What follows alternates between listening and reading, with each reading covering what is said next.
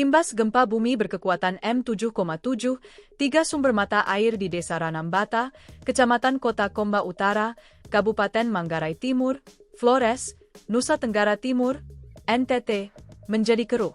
Air dari 3 mata air tersebut, yakni Waesior, Waesle, dan Waen Uang, berubah warna menjadi kecoklatan sehingga sementara tidak dapat dikonsumsi masyarakat. Kepala Desa Ranambata, Yohanes Bosko Kurniawan, mengatakan kondisi tersebut diduga merupakan dampak gempa.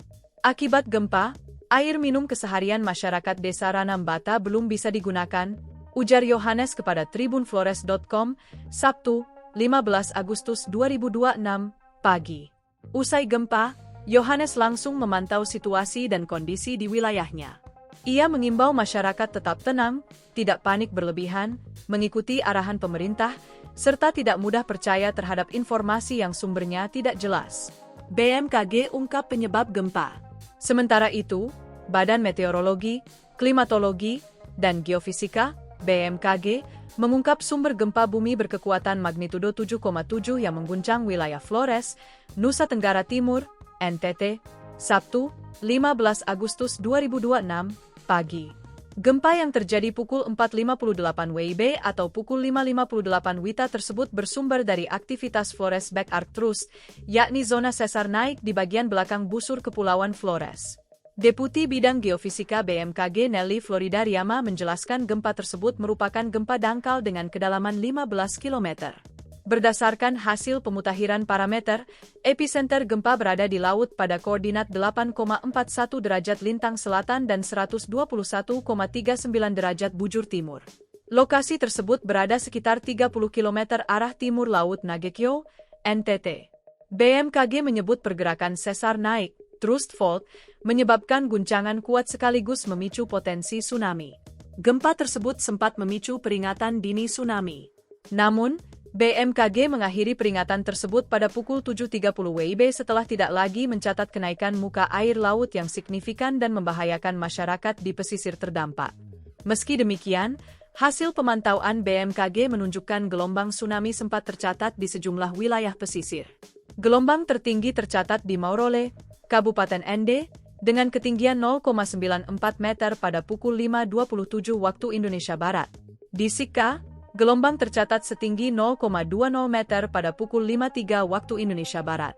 Sementara di Pelabuhan Kuapan Tesika tercatat 0,38 meter pada pukul 5.16 waktu Indonesia Barat. Gelombang juga tercatat di Flores Timur 0,25 meter, Labuan Bajo 0,36 meter, Dompu 0,17 meter, Bakalang Alor 0,14 meter, Baubau 0,30 meter, Bulukumba 0,54 meter, dan Kolaka 0,23 meter. 37 gempa susulan. Setelah gempa utama, aktivitas gempa susulan masih terjadi. Direktur Gempa Bumi dan Tsunami BMKG Wijayanto mengatakan hingga pukul 7.07 WIB tercatat 37 aktivitas gempa bumi susulan dengan magnitudo antara 3,6 hingga 6,2. Dari jumlah tersebut, 1 gempa susulan dirasakan oleh masyarakat. Wijayanto mengatakan wilayah busur belakang Flores memiliki potensi gempa maksimum hingga magnitudo 7,87,9. Ia juga mengingatkan adanya catatan sejarah gempa besar di wilayah tersebut. Pada 1992, gempa berkekuatan magnitudo 7,5 terjadi di wilayah busur belakang Flores dan menimbulkan kerusakan serta tsunami. Setelah hampir 30 tahun, pelepasan energi besar kembali terjadi di busur belakang Flores, kata Wijayanto dalam siaran pers BMKG, Sabtu, 15 Agustus 2026. BMKG, guncangan hingga Ruteng dan Borong. Gempa M7,7 tersebut dirasakan kuat di sejumlah wilayah Flores. BMKG mencatat intensitas VMMI dirasakan di Kota Ende, Kota Borong, dan Kota Ruteng. Sementara intensitas 6 MMI dirasakan di Wolowai, Kabupaten Nagekyo, dan Kota Bajawa. Pada pemantauan awal, BMKG juga mencatat intensitas 7 MMI di Aesesa dan Kota Embai, Kabupaten Nagekyo, serta Riung, Kabupaten Ngada. BMKG, guncangan gempa juga menyebabkan kerusakan di sejumlah wilayah. BMKG melaporkan beberapa bagian tembok rumah sederhana roboh di Maumere, Manggarai Barat, dan Labuan Bajo.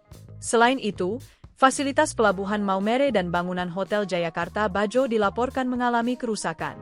Sementara itu, BNPB mengonfirmasi 2 orang meninggal dunia. Data mengenai korban jiwa dan kerusakan masih dalam proses verifikasi bersama BMKG, BPBD, pemerintah daerah, serta unsur terkait.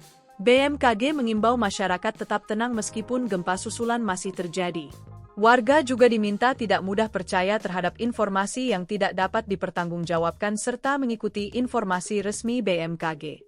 Masyarakat yang berada di bangunan yang mengalami retakan atau kerusakan struktur diminta menjauhi bangunan tersebut dan memeriksa kondisinya sebelum kembali masuk. BMKG juga mengingatkan masyarakat agar meningkatkan kewaspadaan terhadap kemungkinan gempa susulan.